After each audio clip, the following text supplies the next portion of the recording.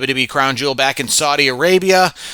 This will be a big pay-per-view for WWE, as it's always going to be. This is the fifth Crown Jewel event, the 10th time overall that WWE has been in Saudi Arabia. They've been there, obviously. They started this whole 10-year multi-million dollar agreement back in 2018 with the Greatest Royal Rumble. They've had Super Showdown, which has been both a show there and in Australia. They've had Crown Jewel. They just recently had Night of Champions back in May.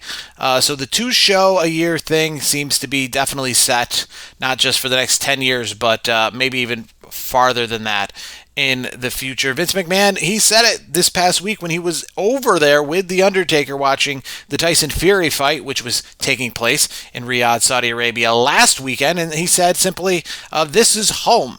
I hope that doesn't mean that they're bringing WrestleMania over there, or even the Royal Rumble or SummerSlam, but I'm perfectly fine with WWE hosting a big-time event there every single year. And hey, it is a crazy place. I understand that a lot of people have their opinions on Saudi Arabia, but I mean, either you gotta do it or you gotta not, right? And look at all the advancements that they've done in this time, right? There was all the backlash and the controversy about WWE going to Saudi Arabia back in 2018, but since then they've made, a lot of advancements, including on this upcoming Crown Jewel card. You have 2 women's matches. I think there was 3 women's matches on the Night of Champions card. So, I get it. There's still a long way to go, but I mean, progress is normally pretty slow, and I would actually say progress in this case seems to actually be decently fast, in the sense that we went from the first ever Greatest Royal Rumble show in Saudi Arabia, where WWE got in trouble for airing an advertisement that featured women's wrestling on it, to the point that they have now women's wrestling prominently on the card in Saudi Arabia. But looking at this card, 8 matches overall if you count the pre-show. And when I say count the pre-show, this is the first time all year. I'm talking Royal Rumble, WrestleMania. This is the first WWE event this year, pay-per-view wise, that's got a match on the pre-show. JT McDonough versus Sami Zayn.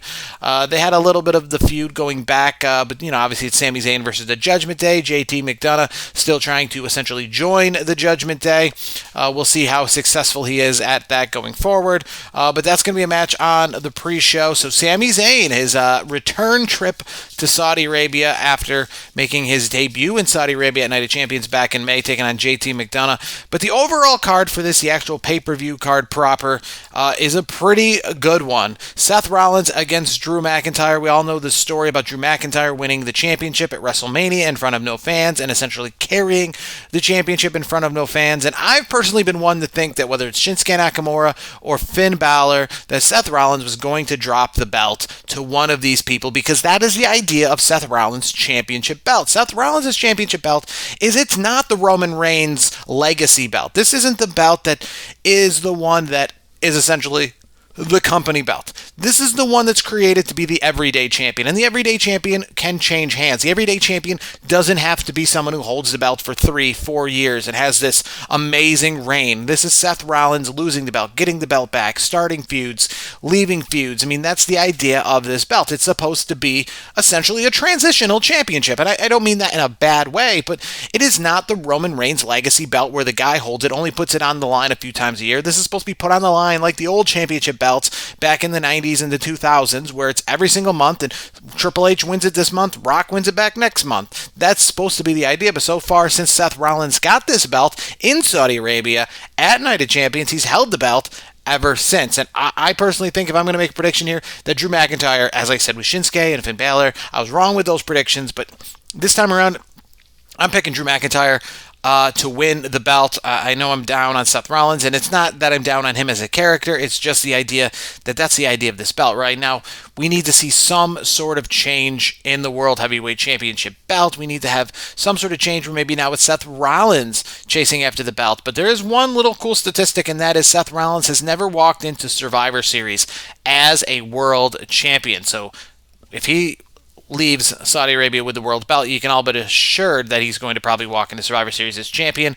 But I'm taking Drew McIntyre, your new world heavyweight champion. It is kind of, it's not the same though. I understand that he won the championship at WrestleMania in front of no fans, and then he carried the flagship championship of WWE throughout the COVID era. But him winning the belt in Saudi Arabia, while it's definitely in front of fans, it's definitely in front of a lot of fans, it isn't the traditional Americanized fans. But the good news is, if he does win it, he'll at least be able to come back to the United States. Like Monday Night Raw will be in Wilkes-Barre this upcoming Monday, so will we see a new champion? I think yes. Drew McIntyre is champion once again. Now we got a fatal five-way for the WWE Women's World Championship. Rhea Ripley, she is the champion. She's going to face Shayna Baszler, Zoe Stark, Raquel Rodriguez, and Nia Jax. If you obviously are familiar with the WWE product as of late, you know the return of Nia Jax and her mix back into the picture. Shayna Baszler's character has been interesting as of late since, we've seen her kind of make her return since SummerSlam and the Royal Rumble situation, and the Ronda Rousey situation. Not the Royal Rumble situation, the Ronda Rousey situation. But Zoe Stark, obviously, since her departure from Trish Stratus and Raquel Rodriguez, she's still got that feud going where it was Raquel Rodriguez and Rhea Ripley for the championship one-on-one at the last pay-per-view. So, you got a lot of dynamics going on here. Nia Jax, obviously, the opinions are very mixed on Nia Jax for sure. But I think either way, Rhea Ripley's defending this championship. She's winning the championship or retaining the championship in this match. But it should be interesting nonetheless to see how these other women and what they do in this match because, we got, a future championship picture to look at when it comes to the Survivor Series and Royal Rumble and WrestleMania. They're right around the corner and see who can be legitimate contenders for Rhea Ripley's championship, who could be somebody who could essentially be built towards WrestleMania to dethrone Rhea Ripley. I think this match goes a long way in finding out, what it would look like essentially if any of these women won the championship and what they can bring to the table as a champion. So I'm interested to see this match here. Rey Mysterio and Logan Paul. This is the pseudo. We got to get Logan Paul on the card. I remember just a few weeks before this event, everyone saying, well, I guess Logan Paul's not going to be a part of this Saudi Arabia event. And then, boom, all of a sudden, calls out Rey Mysterio out of nowhere. And next thing you know, Rey Mysterio, Logan Paul, they're in a feud, and they're in a match in Saudi Arabia. So it seemed like Logan Paul was going to be left off the card here, but here he is. Now, Brock Lesnar, he has been on most of the Saudi Arabia cards, but it looks like he is going to go without being on this card in Saudi Arabia as well. So no last-minute feuds for him, but Logan Paul, he'll be showing up to Saudi Arabia. But the question is this match is for the United States Championship, so this is adding an intriguing part, because if Logan Paul does beat Rey Mysterio, I guess in a clean way, he'll leave as the United States Champion. Remember, Logan Paul has never had a championship in WWE. He's been kind of that sideshow attraction. He's been very good at WWE. He's been a great performer. He's been, anything you would want from somebody like him. He is not the celebrity in the past that makes the one-off appearance and goes away. There's a reason why he keeps returning. There's a reason why he's in these marquee matches with marquee stars, because he can deliver. And I'm very curious to see if they put the belt on Logan Paul and he leaves Saudi Arabia as a champion, because obviously what that means going forward is you're going to need to see a lot more of him on television. He's not going to be like the Brock Lesnar's of the world. And I understand Roman Reigns is the champion, but I don't think every championship is going to be that kind of special appearance kind of thing. I don't think Logan Paul's on SmackDown every single week if he wins the championship, but I do think he's going to make a few more appearances. And it is Survivor Series Royal Rumble season, so I could see that happening. So very curious if Logan Paul gets the win this weekend. Cody Rhodes versus Damian Priest. This is kind of like a house show, but cool kind of special attraction match. Cody Rhodes has been in a bunch of these matches that have no championships on the line, no real storyline reason. We obviously saw Fastlane, the championship on the line, but some of these other matches he's been involved in, right? He was in at Payback. He was just involved in the Grayson Waller effect, okay? We saw him at Money in the Bank facing Dominic Mysterio in just a match. And in this case, he's facing Damian Priest, who's holding the Money in the Bank contract, but it's not for the contract, it's not for the championship, it's just a match. It's just, hey, we've been playing good guy versus bad guy, we've been playing good guys versus the Judgment Day for quite a while now.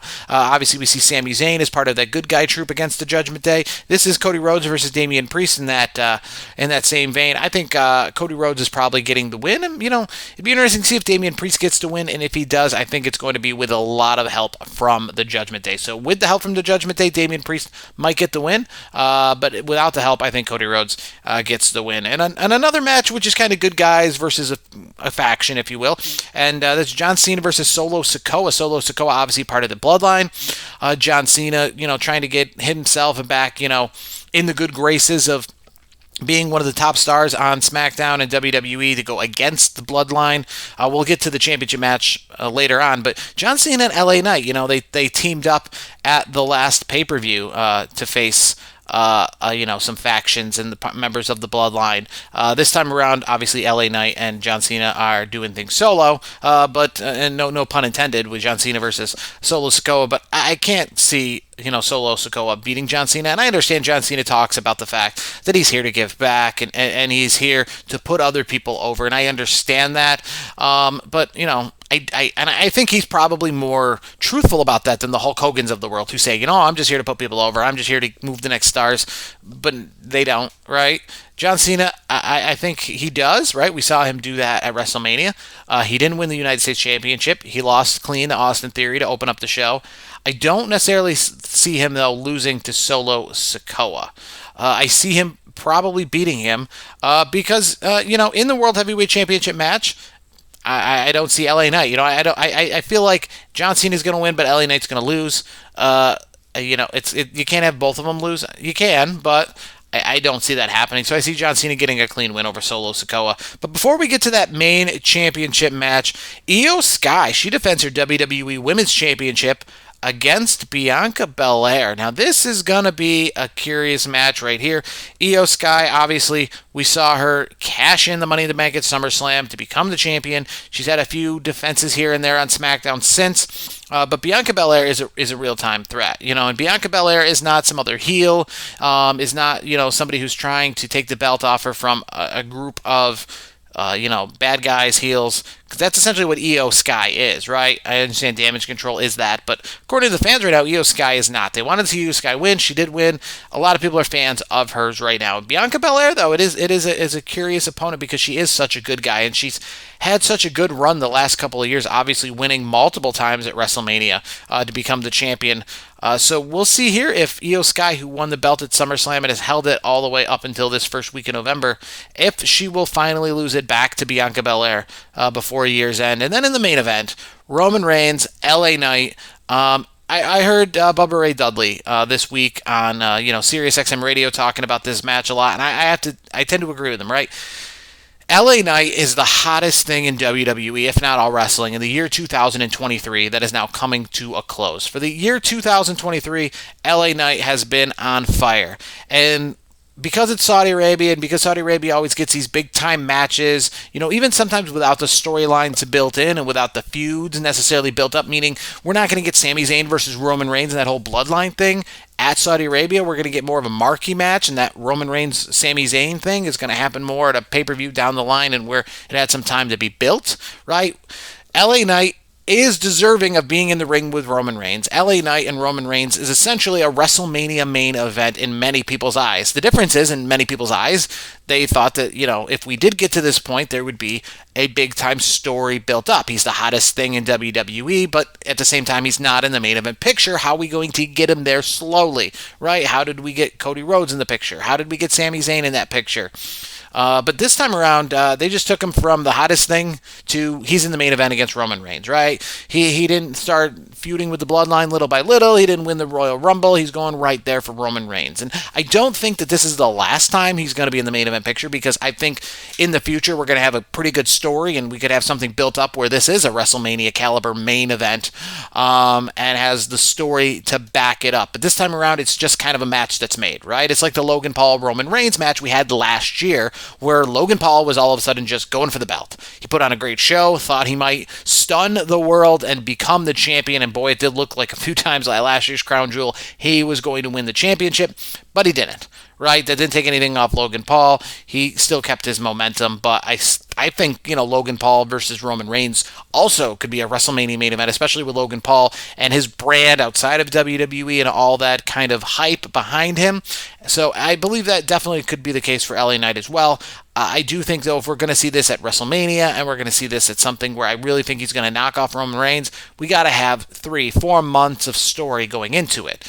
So this is kind of like a trial run, right? He goes right from winning the Slim Jim's Battle Royal at SummerSlam and stuff like that to moving on to facing Roman Reigns for the championship this Saturday afternoon in Saudi Arabia. I don't think he's going to win, but I think that it is very important he puts on a good good show. Now, without a doubt, I think it would be the shocker of the year if LA Knight leaves Crown Jewel this Saturday as the new world undisputed WWE champion. That would put an end to a very long reign, a near 3+ year long reign of Roman Reigns as the head of the table, as the champion. And frankly, if LA Knight wins, I mean, that throws a lot of stuff into flux, because where do we go from there? I mean, where do we go in terms of WrestleMania? And, I know Roman Reigns is going to lose eventually, and I think whenever he does lose, it's going to be still somewhat shocking, because it has been such a long reign. So is WWE going to do it when we expect it to happen, when it has just been spread out so thin that he's just got to lose the belt once and for all? Or are they going to pull out a shock move like this? I don't think anybody would be disappointed if LA Knight won the championship. I think, though, they would just be utterly shocked, because, again, it's not happening in the United States, and it's not happening at a pay-per-view we're used to, like WrestleMania. I mean, a championship reign like this we all thought was going to come to a head at last year's WrestleMania, and once WrestleMania was over and Roman Reigns had defended the belt against Cody Rhodes, a lot of people were saying probably the same thing I was as well, in that, okay, well, he's going to lose it next year at WrestleMania, and pretty much glossing over the remainder of 2023. And a lot of people right now are glossing over the remainder of the rest of this year on the build to WrestleMania. It seems like with Roman Reigns as the champion that he has been, that the roads to WrestleMania have just essentially been WrestleMania to WrestleMania to WrestleMania, with not any real thought to him losing the belt anywhere in between. So, with that being said, this would be a real shock to the senses if LA Knight gets the win over Roman Reigns. I don't think he's going to do it. I wonder exactly how they're going to have him look good, but still come up short and be able to essentially say, he can go out and still get him next time and not lose any of his momentum. I'm curious to see how they do that. But either way, they have to have him look good. And, well, if he doesn't look good, then we'll obviously see this might be his only chance to face Roman Reigns for the championship. Now, I don't foresee why he wouldn't look good, but boy, I mean, this is a big test for LA Knight. I imagine he's going to go out there, win or lose or whatever, that's scripted to happen. He's got to put on the show of his lifetime to either show that he belongs in the same ring as Roman Reigns, not just the persona, but the actual in-ring ability as well to tell the story inside the ring, not just on the mic, or, if he doesn't. So I think either way, this is going to be the biggest test for LA Knight, not just for the championship itself, but for the character itself. And he has been in wrestling for a long time, from Impact Wrestling to NWA to WWE with the Max Dupree character to the LA Knight character. He's been around. So this is, without a doubt, the pinnacle moment for Eli Drake, LA Knight, Shawn Ricker, whatever you want to call him, his real name, his stage names. This weekend is going to be huge for LA Knight, but I'm picking Roman Reigns to retain and LA Knight not to shock the world this upcoming Saturday night at Crown Jewel. It'll be a Saturday night in Saudi Arabia and a Saturday afternoon here in the United States, or if you're on the West Coast, Saturday morning. And after Crown Jewel's over with, we have an arena show in Chicago, or right outside, for Survivor Series, and then it's Stadium Rumble, Stadium Chamber, Stadium WrestleMania, and those are the only venues we know going forward for 2024. So after this Saturday, WWE's only got big-time events going forward. Survivor Series, even though it's in an arena, a big-time event, an arena they're going to fill up the entire way, and then obviously Rumble, Elimination Chamber, and WrestleMania. So it's crazy to think, but I think WrestleMania season used to begin in January, but if you ask me, I think WrestleMania season's beginning probably this Saturday at Crown Jewel as we finish up 2023 and head into 2024.